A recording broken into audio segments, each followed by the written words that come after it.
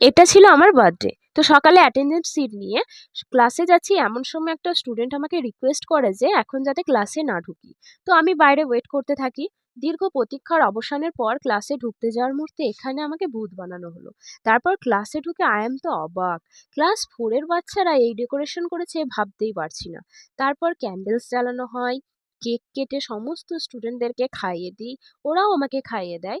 দেন শুরু হয় গিফটের পালা। কত গিফট দিয়েছে দেখো সবাই আমাকে। দিনটা আমার কাছে ছিল ভীষণ স্পেশাল। হঠাৎ গ্যালারি ঘাঁটতে ঘাঁটতে ভিডিওটা চোখে পড়ে, তাই তোমাদের সঙ্গে শেয়ার করলাম। And it was my best birthday ever.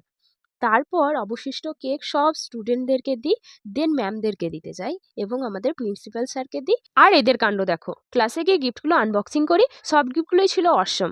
দেন আমার তরফ থেকে স্টুডেন্টদেরকে একটা ছোট্ট ট্রিট দিই। এরকম আরও মজাদার ভিডিওর জন্য কিন্তু চ্যানেলটা সাবস্ক্রাইব করতে হবে, আর ভিডিও ভালো লাগলে লাইক করতে ভুলো না।